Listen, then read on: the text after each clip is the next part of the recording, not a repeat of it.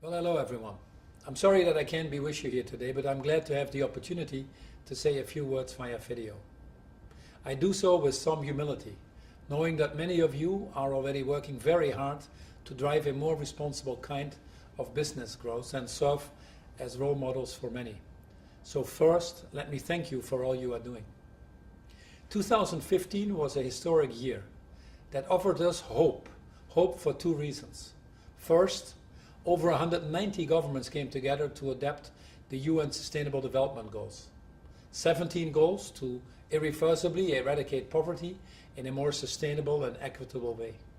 Then, just a few months later, the same countries signed an ambitious agreement to limit rising temperatures and pull us back from the catastrophic brink of climate change. It was a defining moment in history. I have no doubt that this would not have been possible without the unprecedented level of support from the private sector. We've made some progress since then. Take, for example, climate action. Well over 2,100 businesses have now made climate commitments, and they represent $36 trillion in revenue. Over 1,200 businesses now use an internal price on carbon. They've actually been joined by institutional investors with more than $24 trillion of capital under management, also calling for a price on carbon. But it is also true that although the direction might be clear, momentum now seems to be stalling as the world goes through a period of profound change. We're living in a very new and fragile political environment. Elections around the world are threatening to change the course of our progress. Politics is becoming increasingly short-term oriented, or should I say short-sighted. International agreements pledging a more sustainable kind of growth seem to be taking backseat. That is why it's now more important than ever that we as businesses step up and engage actively with governments and society to de-risk the political process, giving politicians the confidence to reaffirm their commitments. Many of you already are working this agenda for a number of years, and you know that responsible business makes good economic sense. It creates new markets, drives growth, reduces operating costs, restores trust, and ultimately future-proofs all of our businesses. As the Business and Sustainable Development Commission has shown, delivering the SDGs will unlock market opportunities of up to $12 trillion a year. That's in addition to creating 380 million new jobs by 2030.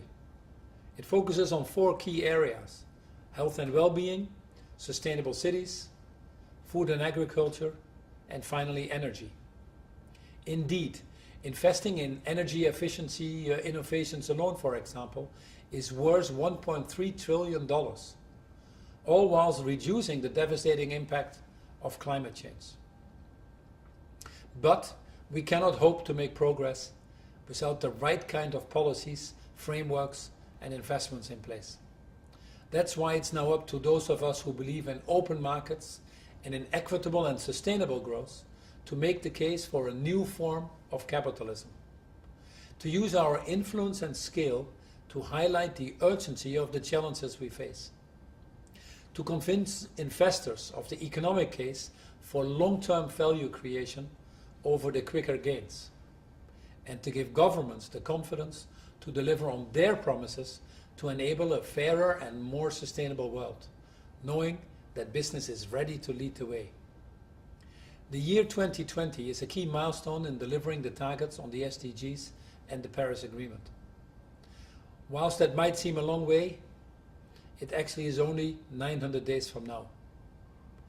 It's not the time to pause. We must seize this unique opportunity to mobilize together to drive for a new kind of growth. Growth that not only restores trust in business once more, but secures a fairer, more inclusive, more sustainable world for all. I thank you for listening, and I wish you a successful summit and hope to see many of you very soon. Thank you very much.